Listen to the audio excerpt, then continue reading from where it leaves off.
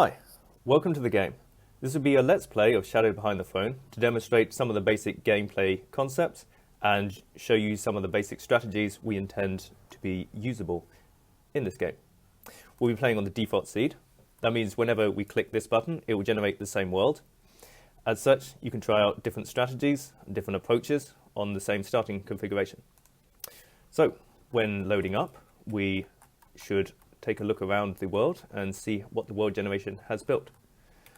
The map comes in different views. This is the nation view, accessed by the key 1. Toggle on, mask nation down here. This allows us to see which nations are where and roughly their sizes. We can see on the eastern continent there are 4 nations, 2 fairly similar blue colours, one of which is attempting to invade this castle to the north. There are some NPC worm nests. These are simple, like hostile beasts the human nations must face. On the central continent, there are much larger nations. It'll be a more complicated game playing here. And on the western island, we have just 2 tiny nations.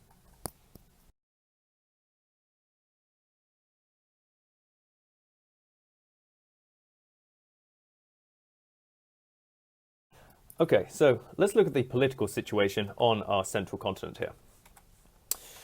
We have voting taking place.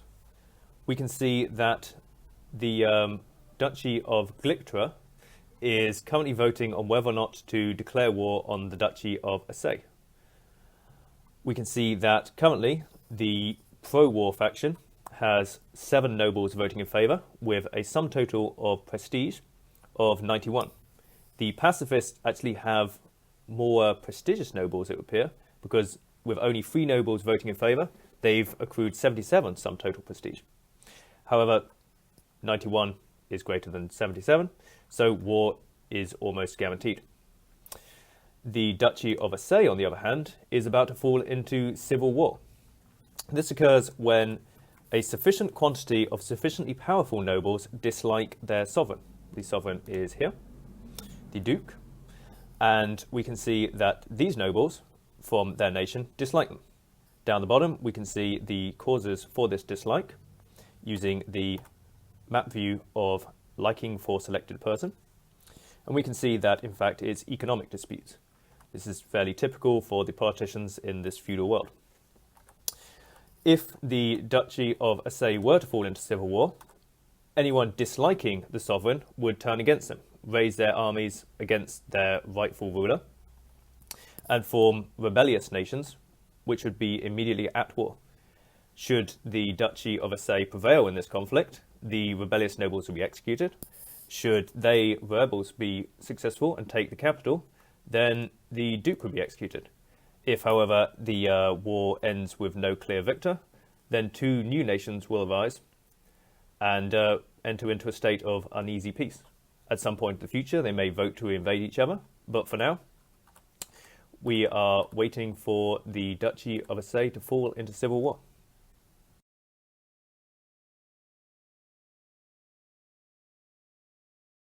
If we take a look at the other nations around the world, we can see that the other nations on our continent are fairly boring. They're not about to go to war, and their chance of civil war is fairly low.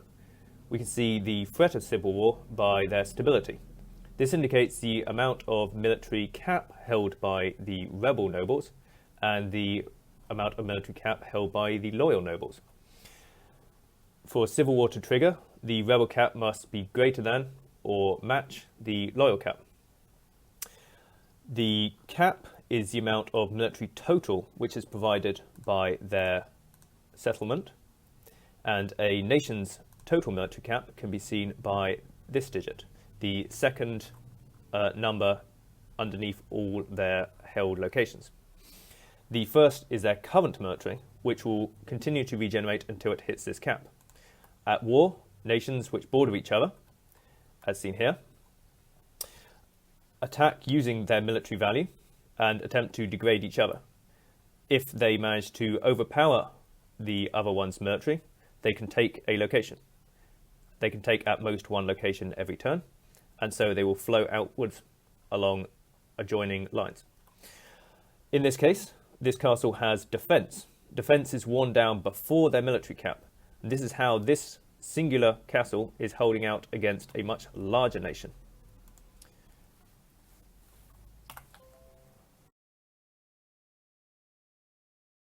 Causing civil wars is a fairly powerful strategy. If we take a look at this nation down the bottom, this dark green one, we can see the sovereign has only one ally and that the stability is 33%. The rebels have 15 military cap and the loyalists have 30. This means that these fence-sitter nobles could be swayed over into the rebel camp and a civil war could be triggered. To do so, we can select one of these fence-sitters and select the sow dissent option. This would cause them to gain sufficient disliking for their sovereign to switch over to the rebel side. Should we switch over one or two of them, we could remove loyal cap and add to rebel cap to the point where a civil war could begin. For now, however, let's actually enter into one's societies. Rather than deal from the outside by simply influencing nobles in an external fashion, let's take an enthralled noble under our wing. To do so, we have to choose a target nation and find a low prestige noble. These are the nobles who have been voted against, those who society has passed up in favour of others. As the lower ranking members of society, we can take advantage of their resentment and their dislike for their current sovereign, or their dislike for their current peers, depending on who they blame for their predicament. In this case, in the Duchy of Assay, we can find the Baronville. Baronville has exceedingly low prestige of only 15. They have a location. They hold this fort, the Fort of Plans. We could also take command of a noble who has no current location, but that would be profoundly unwise, as having no location, they're at a considerable disadvantage compared to our Baronville. There will always be at least one landed baron or landed noble who owns a location and is of low enough prestige to enthrall, as long as we can spend the time to find them. In this case, we will take command of Baronville. To do so, we select our power and we select enthrall, the top option. It costs 0, as it is intended to be one of your first actions in the game. And we will select enthrall. Baronville, as seen in the top left, has now a dark outline, or a dark face. They have become enthralled. They are our instrument in this world, and we can play through them for as long as they live. So, let's take a look at the personal situation of our new enthralled Dark Baronville. We can see in this map view which other nobles like Dark Baronville, their political allies, those they can depend on. We can also go to the society view. Initially, we see the sovereign and the sovereign's allies. As you'll recall, the nation is about to fall into civil war, as these red lines indicate that these surrounding nobles have a strong dislike for their sovereign. The sovereign's allies are these green lines here, those who would be the loyalists on their side. A simple lord or lady are those with no lands of their own, no location. As indicated up here, no landed title. To become a baron or a countess or an abbess, you require to hold either a castle, a city, or an abbey. We are a baron as we hold a castle. As we switch to ourselves, we can see our political allies. We can see that the unlanded gentry, who merely vote, have some liking for us, and the sovereign actually has considerable liking for us. Therefore, we should try to play up this relationship and take advantage of our political allies. So, while here, we can also view some of the psychological properties of the nobles. Nobles will have two core psychological drives: greed and fear, just like real politicians. We can view the threats. Each politician has an assessment for all threats which they believe their society faces. This is primarily every nation on the board, and if we go to the least threats, enshadowed nobles. These are an internal threat which we will get to later. We see the society they fear the least is a worm hive, many, many leagues away. The society they fear the most is the Duchy of Glictre, which is currently planning to invade. This, as a result, is a fairly good choice for highest fear. The Duchy of Glictre is generating threat by having military strength and being in the offensive posture, which causes other nations to fear it more.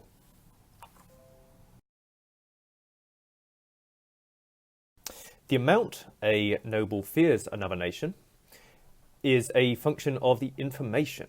The information essentially corresponds to the distance, but can be modified.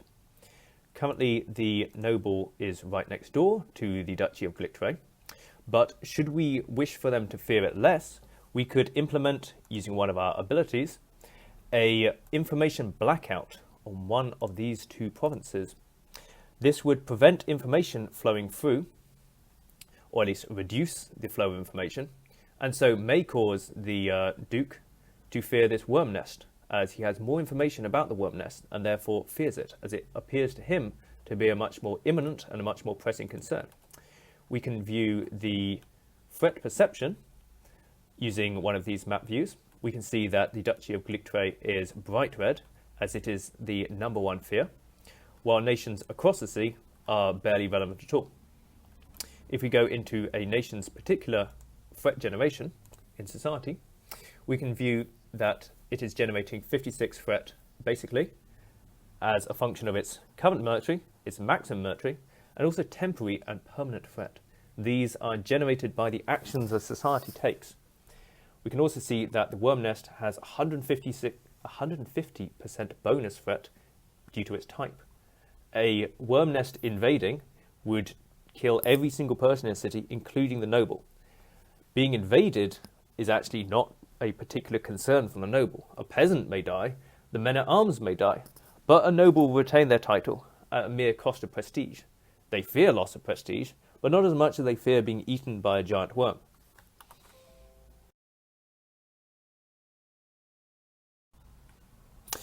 This is quite relevant, as our noble is in fact about to be invaded. Our enthralled noble, a somewhat player character, although the game continues long after their death, should they die for whatever reason. So, let us take our first ever turn and hit end turn here. We immediately go to war. The Duchy of Assay is now top of the event message and is bright red. Because we are part of the Duchy of Assay, it's far more important that we pay attention to that message. It may in fact be part of our plan to cause a civil war, and we may benefit from a civil war, but the event queue will flag it in red, as it is exceedingly important. The second most important message is the fact that we are now at war and may in fact lose. We can see our military strength is 20 and their military strength is 19. Combat is fairly swingy, and therefore there is a solid chance that we will lose this war. There is, of course, since we have the same military strength as them, an almost equal chance that we will win. We can see that our enthralled has a defense of 15 on their castle, and that one of the 2 attack vectors used by this duchy is our castle. This gives us considerable advantage, as we will be absorbing into our defences their attacks rather than into our military power. We are attacking into this city, which has a defence of only 5. Forts have the most defence, cities have a small defence, and abbeys, being fairly undefended religious settlements, have none. So, if we are invaded, our prestige, here 15, will drop to 0. We can see our target prestige, which is the function of the type of location we have, and the economic effects which we have voted for, gives us a target prestige. Our prestige will then move back up after our shameful being invaded incident. So, really quickly, in response to this civil war, we have 2 abilities. One of them available at any given time. We can join the rebels. This would mean that if civil war breaks out, and it seems quite likely to at this juncture, we would throw our forces behind the nobles attacking the sovereign. Ideally, we would win and may benefit from this arrangement. Potentially, the sovereign is someone we wish to do away with. They are therefore a tyrant we would like to remove. At least we will be using that excuse. If we have already joined the rebels, we can join the loyalists. on return. At that point, we would fight against the separatist factions. For now, we will remain on the loyalist faction. We will not join the rebels. We could also propose a vote and take part in the political procedure. For now, however, let us simply wait and bide our time and see how this war plays out.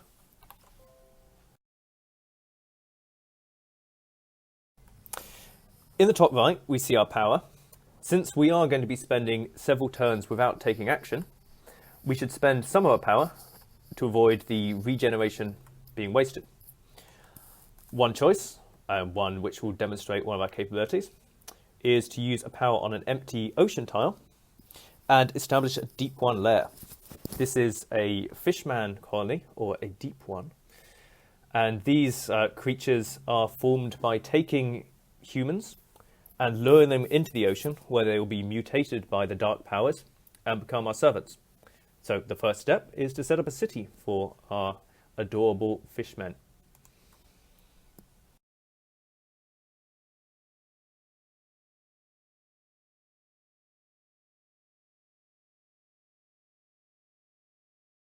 Now that we have established our fishman lair, we can allow our power to regenerate and leave it for later. Much of this game is about leaving tools lying around which at some point may come in handy. If you have the capability to invest in them, may as well have them present. We can expand our Deep One colony at some later time, or we can use it as a tool. But for now, we will be returning back to our Dark Baron reveal and allowing the next turn to play. As you can see, we have in fact won a military victory. Our duchy has attacked and taken one of these abbeys. Our nation, you can see, has expanded into the territory formerly held by the Duchy of Glicre. The forces of Assay have inflicted 3 damage and received 2.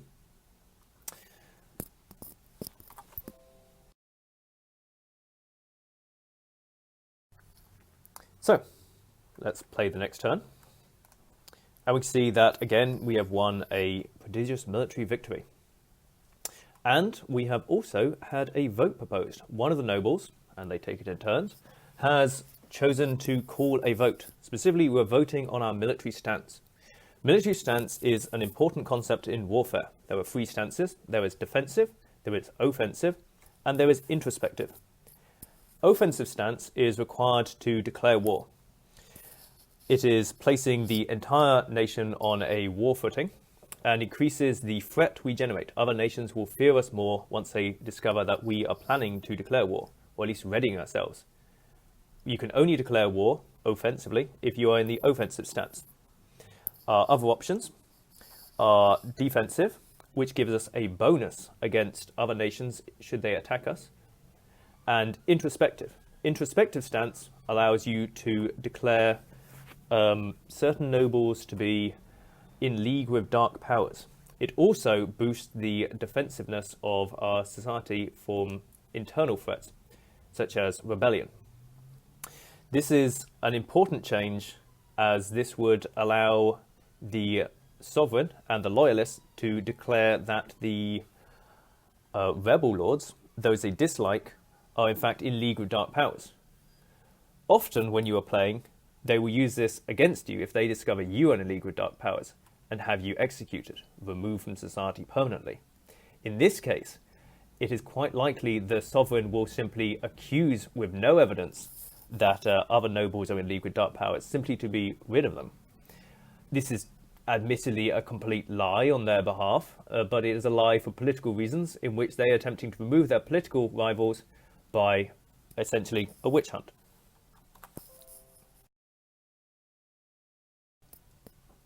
We can look about and see how the other nobles of our society are currently voting. In this quick overview on the right, we can see that introspective has 145 prestige backing it, and 7 nobles voting for it. Offensive has 79 prestige behind it, with 6 voters. If we go into the person tab or the society tab, we can see how they are voting and why. Take introspective stance is currently at 0. This is because we are currently in the introspective stance. There is no utility, there's no desirability to changing back to the same stance. Instead, what they have is negative desirability for moving away from it.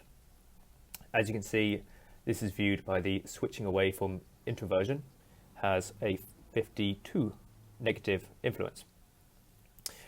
We can see that this now king has a 56 rejection of militarism. This is due to their military personality. Sorry, where has the king gone? The king is here. Their militarism personality determines how much preference they have for entering an offensive stance. Since war requires you to be in an offensive stance, a pacifist nation, made up with pacifist nobles, will simply not have a tendency to invade its neighbours. Our sovereign has become a king as they have invaded sufficient provinces. In this case, the pacifist managed to invade a neighbour by simply winning a defensive war and taking these nobles under their wing. The nobles of the abbey and the cathedral here. Abbot les Necs. Voting is one of the key ways in which you gain and lose liking.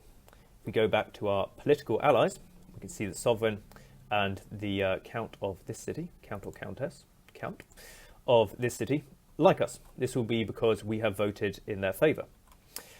One of the core reasons to vote for or against a thing is this view here, the province view. Each province has a different industry. Our current industry is silver, and we share this with these two other cities. Our common voting habits, voting to benefit the silversmiths, has caused these silversmiths to be our allies, or rather those who tax the silversmiths. However, our fellow nobles up here, in this province, are ironmongers. They mine iron and they produce tools of iron. As a result, they strongly dislike us voting to rebalance in favour of silver away from iron. This is what was triggering the Civil War. Previous voting by our now enthralled baron and the count and the duke was opposed to their interest. It was decreasing their prestige, and as a result it was decreasing their ability to vote in the Senate. And as such, they considered the only option to be civil war.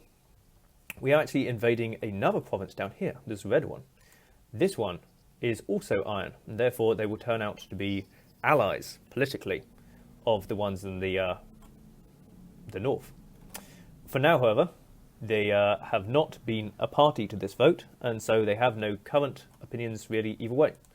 Being invaded has not really upset them. They don't blame the king. They understand this is part of the feudal procedure. If anything, they'll be blaming their own king for failing to provide sufficient defence and, in fact, engaging in a pointless war which they lost.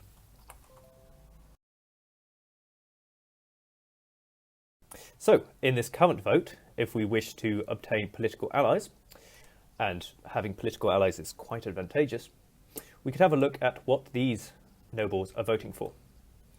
They are voting to take an offensive stance, actually. This one. They have a 20% militarism, which is roughly neutral, but they realise that they are now in a militarily very powerful nation.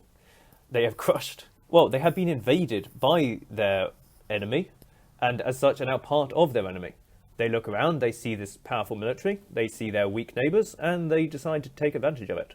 If we wanted Abbess Vire on our side, we should therefore vote to take an offensive stance. If we want this king on our side, however, they are voting to take an introspective stance, as they are quite a pacifist. They, as a pacifist, may usually choose between introspection or defensiveness. Introspection has strong advantages if civil war is looming, as it increases stability, as mentioned, and allows you to conduct witch hunts. They were pacifist in that they do not want war, but they're still politicians, so they may still lie, cheat, and murder other politicians.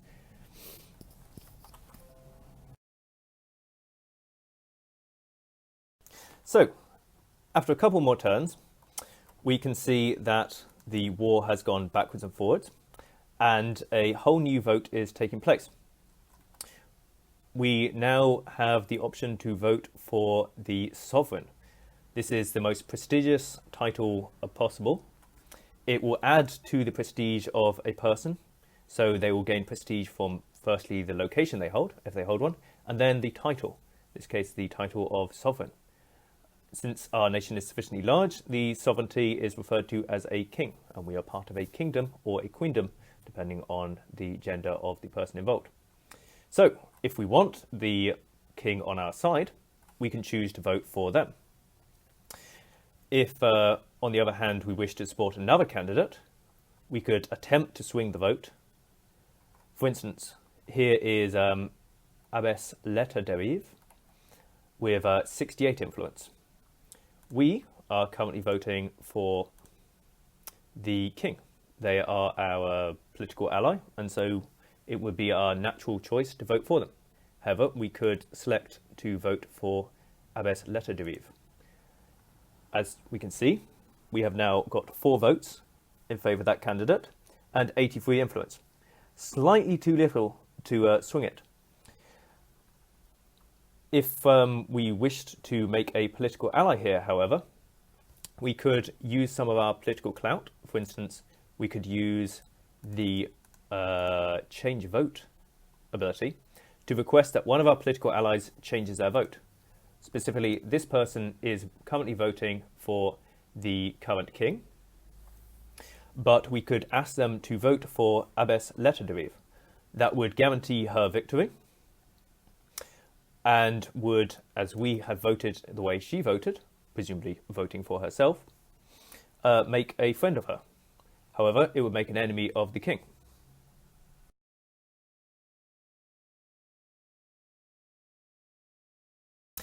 There would be some advantage to getting Abbess Letterderiv on our side. They dislike us -21, and voting for them for Queen could perhaps swing their vote sufficiently. However, for now, we will be sticking with our current political ally, the king. So we will go back to voting for the king. While waiting for the war to wind down, we can go look at our fishmen lair. As we will note, the fishmen have a military cap of 6, but a currently military strength of 0. This keeps them hidden from the eyes of the noble, as threat is generated by military strength and military cap, but primarily by current military strength. The reason they are at 0 is that deep ones do not regenerate military cap normally, unlike a human nation. They require a human nation as a source of new deep ones. They can find a bordering nation, a seaside resort, who can then be turned into deep ones. Slowly humans will become deep ones and join your cause. So we can use the ability Cult of the Deep to begin casting our ability, or rather to begin a buff which will over time add deep ones to our empire. The deep calls.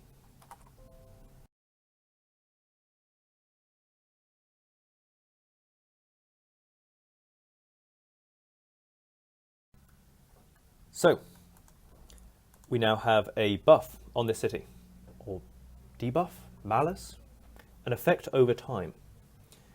The Cult of the Deep. This will increase the threat perception by the local noble and will slowly give us military strength, turn over turn. We don't want our threat getting too high. We don't want any noble declaring war on us, as currently we are weak and incapable of winning a war against the surface.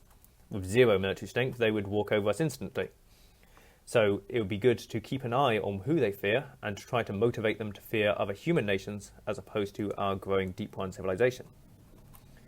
The war against the Duchy of Glicre seems to be going well, and so we can move on to our next turn. Okay, so in this next turn, we can go back to our events. And we are 1 turn closer to civil war. You can also see another duchy is about to fall into civil war, but they are fairly irrelevant. We attack, we inflict 0 and take 1 damage. A fairly neutral turn. Abilities we could use, we could change our vote, but we have no use for this. We can boycott the vote if we don't want to have any of the outcomes come to pass, or if we feel the vote is going against us and our preferred candidate has no hope of victory and we'd rather just keep society the way it is. Everyone will dislike us for this. This is a political action. It does not take power, but it does take liking. We have built up power by voting in favour of options people like, and we can now expend it. these actions will often have liking cost and cooldowns, as you can't do it too often. Fear-mongering allows us to drive the threat of the nation, or the perception of threat of the nobles. This is useful for, say, defending our fishmen if they come under suspicion, or if the nobles become too angsty about their existence. We could choose someone who does not fear the fishmen and drive society towards their fears, claim that their chosen fear is the most important one, and that we should all be fearing that as well. We can do this for no liking cost. No one will dislike us for it, and it will add temporary fear, referred to as dread, but we'll have a 15-turn cooldown. We have no present need for this, and since we're not in offensive posture, changing what our nation fears will have little effect.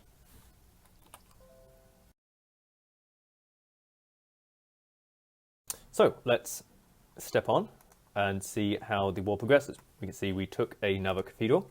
They are down to 3 military strength to our 7. Our forces are considerably depleted, but theirs are even more depleted.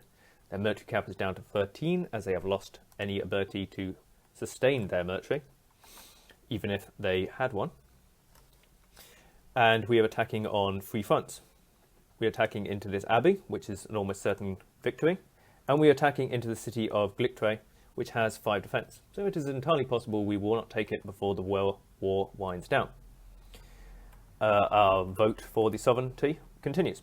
So if we take our next turn, we can see that, in fact, another nation has now declared war on the Duchy of Glictre.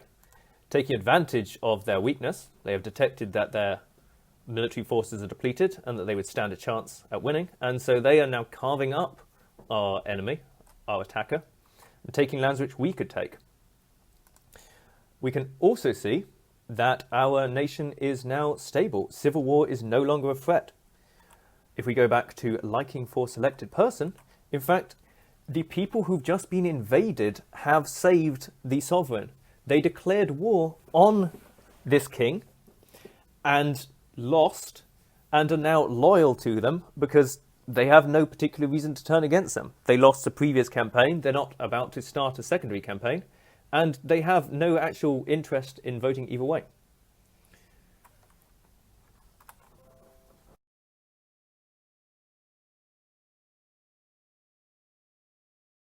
Also, up here, we can see that the king has won the vote. With our support and with our not undermining the whole process, the king has retained the sovereignty. We have won some liking for the king, or at least gained some liking, and others who supported other candidates have some disliking for us. These newly invaded people actually support us ever so slightly, because we voted for the king whom they supported. One of the primary reasons they supported them was simply the king had a large amount of prestige. Prestige is a great way to get elected to be king, as they simply vote for the most popular, the most visible candidate. As such, it's usually beneficial to be an incumbent in an election. If we allow another turn to go by, also note our fishmen are now up to 2 military cap. We are slowly growing. May as well expand our fishman empire. And if we look, we hold this entire stretch of ocean. Human nations don't permanently hold ocean. If they wish to invade, they will temporarily take ocean tiles and their fleet assume control, and this allows them to invade overseas. But when at times of peace, they will relinquish this control, allowing your fishmen to take control and to assume dominance over the ocean tiles. So, if we hit next turn, we can see that nothing happens in this one, and we are setting a defensive target. This is the other side of military voting. A nation has an offensive and a defensive target. The offensive one is the one that, if you are in the offensive stance and declare war, the one you would go to war with. The nobles have a tendency to vote for high threat items with low military strength. This could indeed be our fishmen if we make too much of an issue. And the defensive one is a high threat with high military strength. The defensive target is relevant for defensive military posture, as that is the one they gain defensive strength against. When being attacked, they take reduced damage if they have assigned it as the defensive.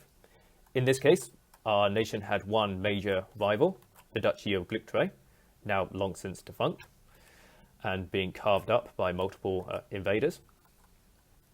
But in the past, we had assigned them as our offensive target and our defensive target.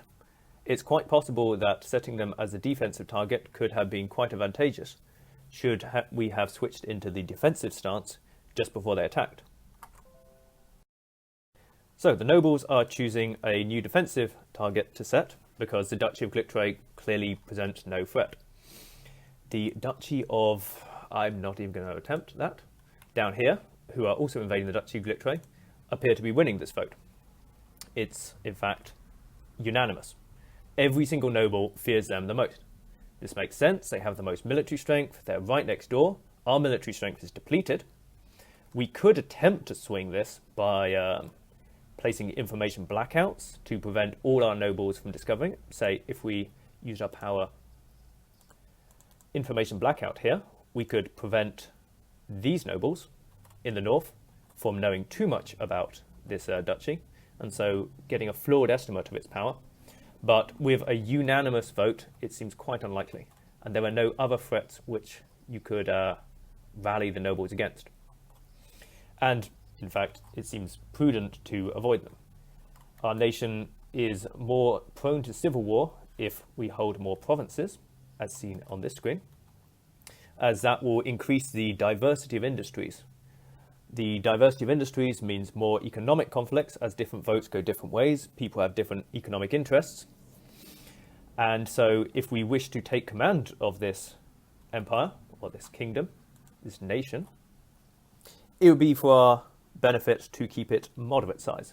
Taking all of this duchy, or at least as much as we can before our rival takes it, could be the best state we could reach. So, in the next turn, the war actually ends. Wars last a set duration, and this war has run its course. We will no longer be able to invade their territory and take their lands, unless we switch over to an offensive stance, away from our current, as we see, introverted stance, and declare them to be our offensive target, although they already are, and then vote to declare war. That is often a free vote process, so it will take quite a while. This allows inertia and allows defense against targets.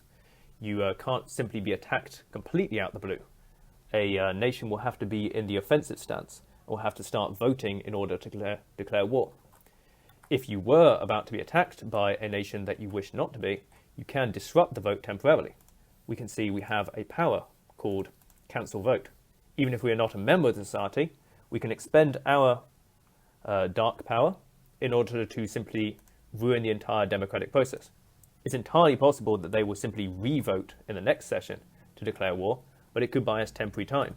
Or, if the vote's close enough, potentially the next voters will simply not choose to re-propose that option. For now, however, we have got our caste, essentially. The members of our society, for the next few turns, as we will no longer be adding to them by invasion, our rival down the south is likely to take over the rest of the Empire of Glictre, or far from an empire at this juncture.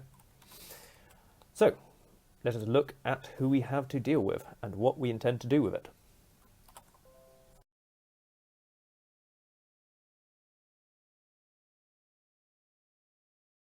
So, let's talk about actual victory. The enshadowment. Enshadowment is a property of every noble, shadow 0% here, and we want to have a world average across all nobles of 75 or greater. We can enshadow our enthralled using our power, enshadow enthralled, which will cause our shadow to reach 100%. Shadow then spreads to those of lower prestige than us who like us. So being popular and being high prestige is of a strong advantage. An ideal position for us would be, in fact, here, being the king and being in a city. Cities have higher prestige than a mere castle. And so if we could be the king of SA in the city of SA and enshadowed, we would slowly begin corrupting our entire nation. Eventually, we could start shattering the souls of these people. Any non-enthralled noble who reaches 100 shadow loses the ability to consider evidence. Evidence is important for shadow, as shadow constantly generates evidence. Every turn you have some degree of shadow, you will produce some degree of evidence. The nobles can then see this evidence using the information spread view, which is here, information availability. We can use information blackout, but clearly, other than these on the eastern continent, everyone has a very clear view of us. We are very illuminated here. So while we have evidence on us, we will be picking up suspicion. Suspicion will cause the other nobles to dislike us and may in fact force them or cause them to switch into the introverted stance and then declare us to be an agent of the darkness and have us executed. Currently, we have no shadow and therefore no evidence, and therefore there is zero total threat from enshadowed nobles.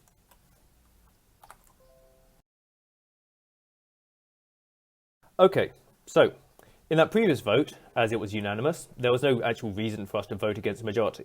We can build up some political liking by voting alongside, and everyone will like us ever so slightly more. Of course, they'll like each other ever so slightly more, so this does not help us in our quest to become king. Let us end turn for a few and see what votes turn up. We are now debating the stance our society should take. Apparently, offensive stance is, again, unanimous. The nobles, even if they are pacifists nominally, our relative military strength against our offensive target, which is the Society of Glictre, simply makes it obvious that we should invade.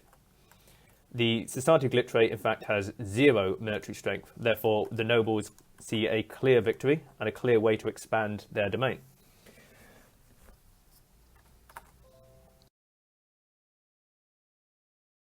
As it's not anonymous, unanimous, we may as well go along with the general consensus at this juncture. We could simply expand our fishermen and establish another deep man lair, or deep person lair, here off in the frozen north. We could potentially even start expanding around and investigate options for deep ones around here. Or we could establish deep one lairs in this channel or in the sea. Deep ones do not require direct connection to each other, and so power derived here could be deployed on any coastal location. Especially, they could be used to rise up and attack weak nations, although these are not coastal. This swamp prevents our deep ones from accessing them. But say, should our rivals get into a war with us, and should we wish to prevent this war, or should we wish to gain a completely unfair advantage, we could order deep ones from this position to begin attacking at the same time as we attack from the north, and they would fight a war on two fronts against human and deep one foes.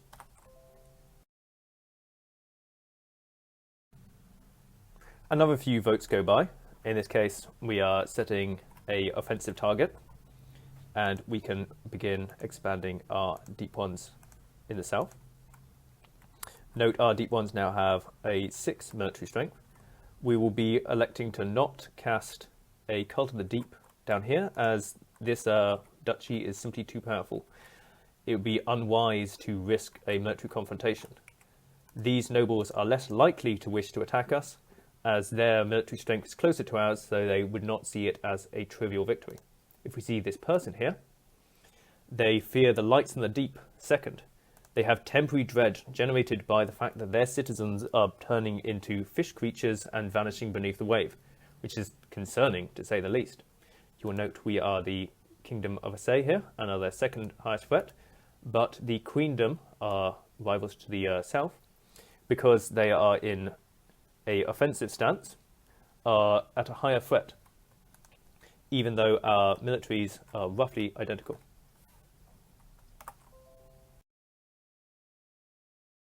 So, let us maintain this current vote and vote alongside with the majority again. And at this point, we can actually propose a vote. One of the core options for proposing a vote, which could advantage us in this case, is to find a supporter who has no title of their own, say Lady Valort here, and someone who dislikes us, say Abbess Letterderive, who, if we remember, was the runner-up for sovereign in the last election. It would be, therefore, if we wanted to become sovereign, to our advantage to remove her from the play and to make our ally, Lady Valort, more powerful. If we go back to the world map, we can use our ability to propose a vote to assign control of Abbess, whatever Abbess was called, and replace her with our ally, Lady Valort.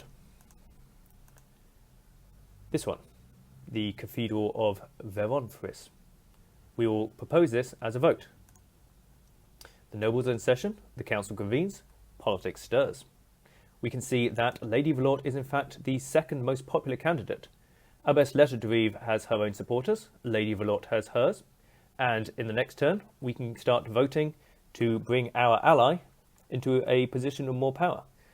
With control of the cathedral, Lady Valort will become Abbess Valort and will gain more prestige. Therefore, if she votes in our favour, our votes will have more weight. We can use the liking we will gain from voting for her to advantage ourselves, and we will have a person in a position of power who likes us, as opposed to the current one who somewhat dislikes us, and therefore is unlikely to vote for us as sovereign.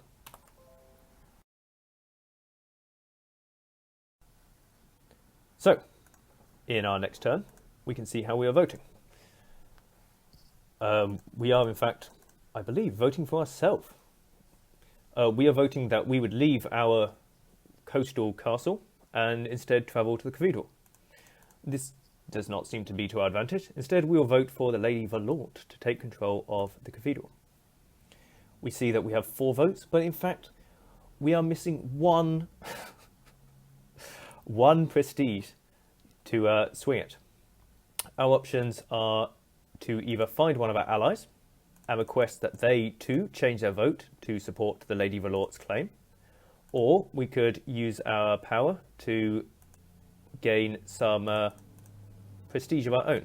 Since the vote is swung by the amount of prestige, if we ourselves gain prestige, then our vote will carry more weight, and our chosen candidate, Lady Valort, will get in.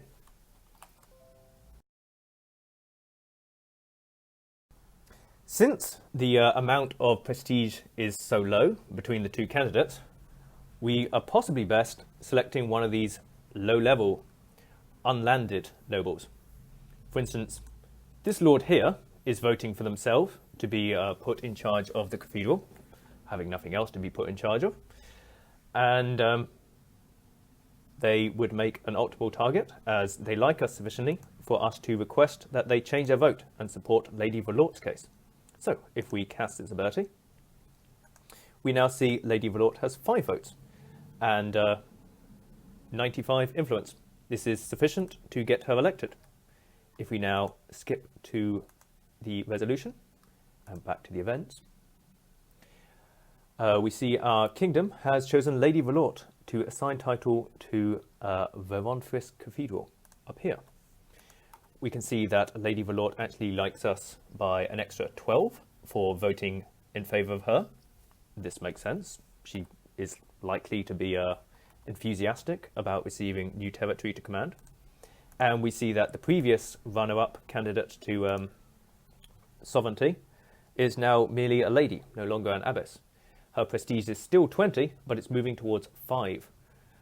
Her prestige cap has been quartered.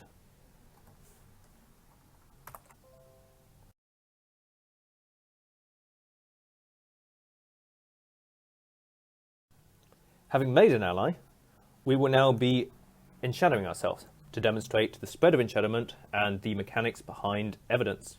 So, we enshadow our own fault. We note that our shadow has now reached 100% instantly. This will become reflected on the map over time. So, let's take our next turn. As you'll note, our hex has become dark, and this darkness will spread.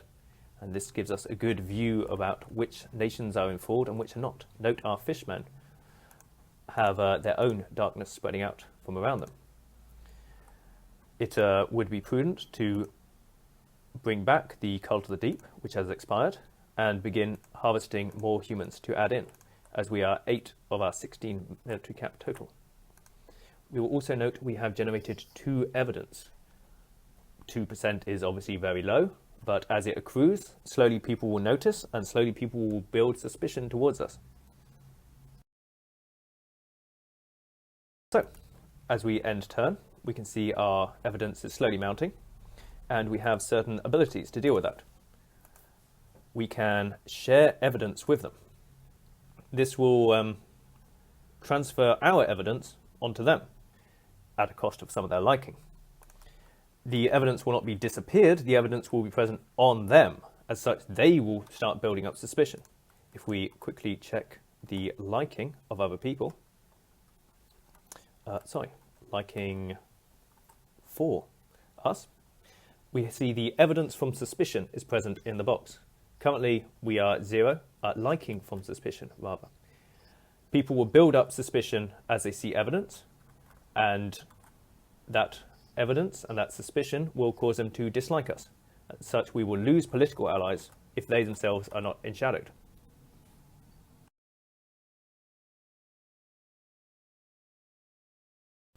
So, playing forward a few turns, we can see that, in fact, our neighbouring kingdom has just vassalized underneath us. A nation will vote to vassalize if they dread a particular target, that is, say, they regard it as the greatest threat, and have the same defensive target as one of their neighbours.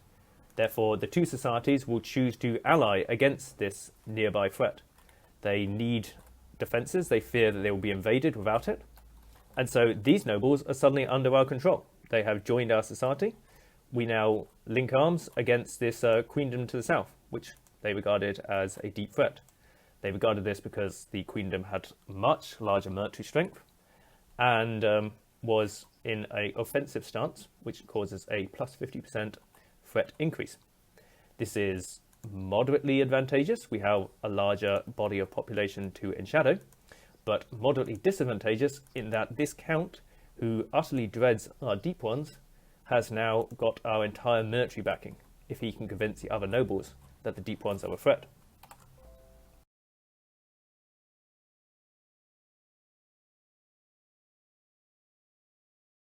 To demonstrate this feature, we will be skipping a few turns. Note here we are rebalancing the economy. This is a vote which will build alliances and enemyhoods, rivalries, dislikes. Different provinces, as previously mentioned, have different industries. See, all the different provinces are fairly large nation now encompasses. And these different industries, well, are at odds with each other. Iron versus wine.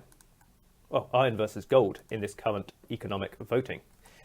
Therefore, we must vote, unless we cancel the vote, and we will make some friends and some enemies. We will choose to vote for gold to benefit away from iron to benefit gold, which is what we're currently voting for. This will cause the inhabitants of this province, who have recently joined, to like us. In exchange, these ones will dislike us. These nobles already disliked us, so there is no major loss there. In exchange, we will make some moderate allies. They will like us a bit more. And other nobles, who are not involved, will barely change in opinion. They will be slightly swayed by whether or not we voted to benefit their friends or not, but ultimately a noble's main concern is their own prestige, not the prestige of their allies. So, playing forward a few more turns, we see that our empire's military strength is now quite considerable and exceeds that of our rivals to the south. Although we are in an introverted stance that cannot declare war on them just yet, our shadow is growing, and as a result, our shadow is remaining the same. We are spreading shadow to others, and our evidence with 100% shadow is growing fairly rapidly. Let's skip a few turns and simply see how the world progresses. Here we are being judged. There is too much evidence against us. People suspect us, and not just suspect us, people honestly simply dislike us. They have -10 from suspicion, which means honestly they suspect us only slightly. They have some mild inkling we may have dabbled in the dark arts, but mostly they utterly hate us for having voted in favour of removing power from iron merchants in favour of goldsmiths. This is an entirely politically motivated witch hunt, not based on any solid evidence, mere circumstance and hearsay. We can see the current vote is almost entirely going in our favour. We have 15 nobles on our side and merely 3 of them, and we can see which 3, are voting against us. So there is no real need to, say, use our abilities to overthrow the vote, which are unnecessary, or to use our powers to cancel the vote. Since we will anyway, we will be found innocent, there will be no problem. So, playing forward our trial, I expect we will be found innocent. Although now our evidence is slowly increasing over time, and 1 more voter has switched sides. And so we were found innocent, as indicated by the event message. This is presumably to our great advantage. And now comes the next part of the plan. We can see that evidence suspicion is growing. They're at -19. Many of our political allies are turning on us. We have a few friends who, due to previous political interactions, like us quite considerably and may potentially still have our back, but even they will turn us in time. We can use the ability to remove the ability trusting fool to remove evidence from 1 person, but only 1. With a 25 cooldown, there is no chance we will remove sufficient suspicion from sufficient number of people to avoid being pronounced guilty at the next trial. Instead, we can turn to our political ally, the king, and request that they take some of the evidence. We will share evidence with them. This will cost some of our liking, as it is a favour, but since they don't suspect us too much, and since they owe us political favours, they will accede to this request. We transfer 22 evidence from us to the king. The king, therefore, has evidence on him, and we have much less on us.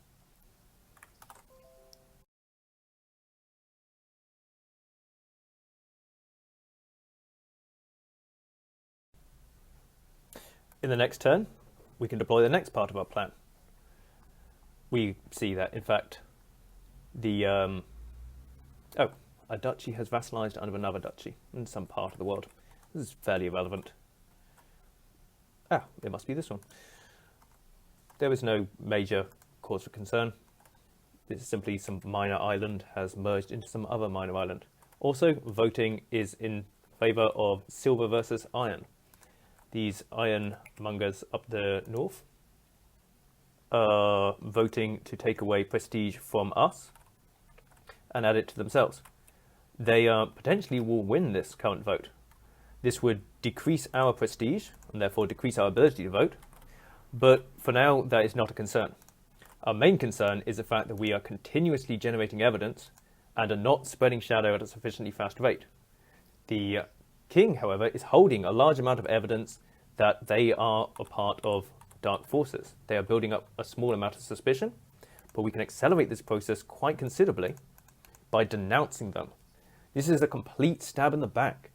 We would be revealing to the entire world how much evidence the king now holds. We would be accusing them of having generated the dark evidence and them of being in league with the dark powers. This would be a profound political blow and would make us appear the innocent one. We would lose suspicion if they indeed have evidence, as the world would see that we had discovered a dark agent. They would regard the king as a traitor and regard us as a hero for having amassed this traitor. So, denouncement. You denounce another, unexpectedly revealing the evidence of evil which they hold to the world. By denouncing a villain, the suspicion towards you unfold is reduced. As a result of this, we now appear to be the hero. In everyone's eyes, we are the ones who unmasked the evil lurking in the midst. If we wait out this vote, and then propose a vote, we can judge a suspect, for instance the king, who will now be accused of evil by his enemies, or we could assign the city. We could request to take command of the capital city.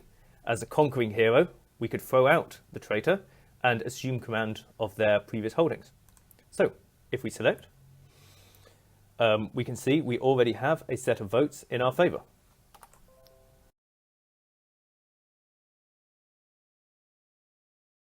So we're not currently winning this vote, so we need to track down people who may vote in our favour and request that they expend some of their newfound love for us in order to join our voting. If we find change vote here, we can request that they vote in our favour. They are now voting for us to assume command, and so we are now the front runner to take over this city. If we wait out the vote, Lady Letterdrieve has no title and has lost lordship. The abbess, who we previously expelled, has in fact been removed. As the king has lost their title, there were too many titleless lords or ladies, and as such, the last one, the Lady Letterdrieve, has simply been removed from society. She is no longer concerned. We have done this because we have become in charge of the city of Assay. We are now Dark Count Ville, as a count rules a country, not country, city, but we are yet to be king. We need to wait for the election for king. King may only be voted for once every now and now is not the then.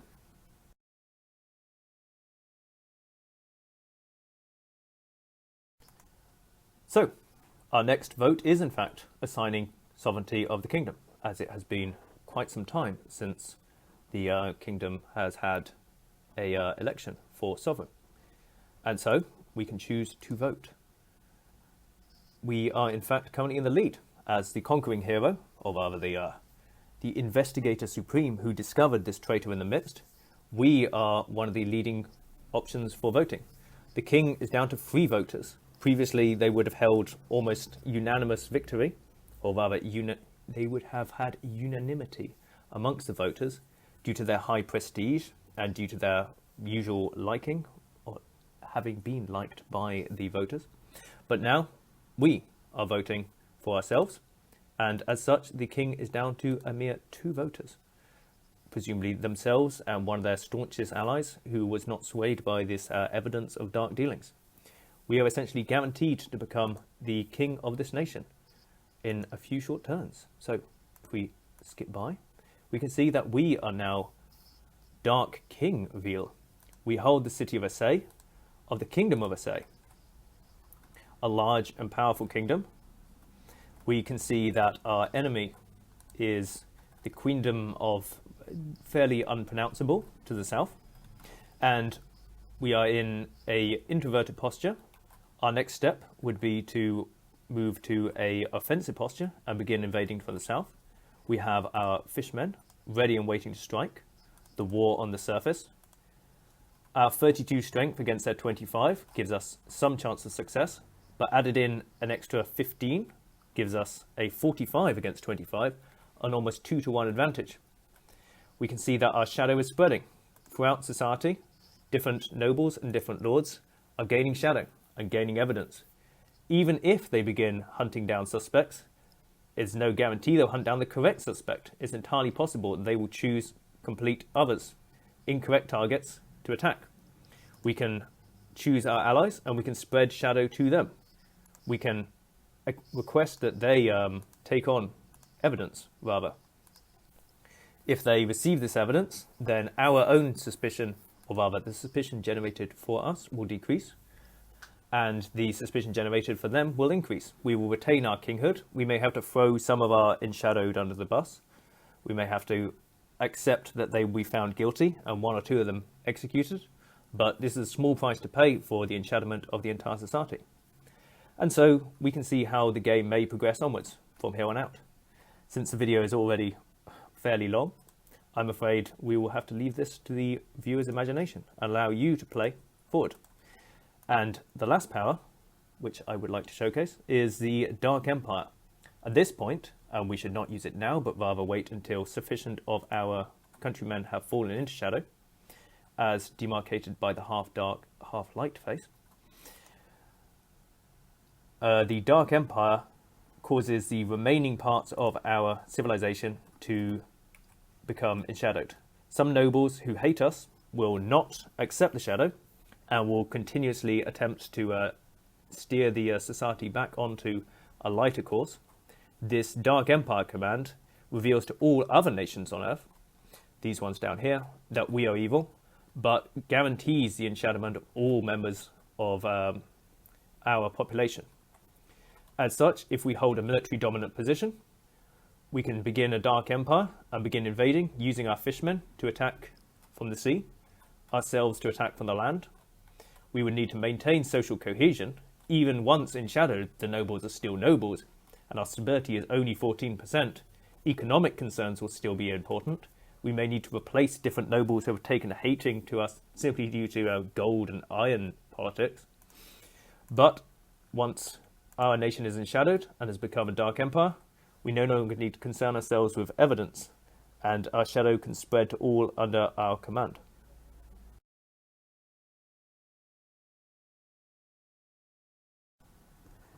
And so here's a game many turns of the future, well, a few turns of the future. We can see that now nobles are beginning to become fully enshadowed. The Mad Count. We can see the shadow on the map as we spread out. These entire provinces have fallen under our yoke. These people will no longer hate us due to suspicion, or they will no longer attempt to have other nobles executed for conspiracy with dark powers as being insane. They no longer care about dark powers. We can see that the world is now at 23% enshadowment.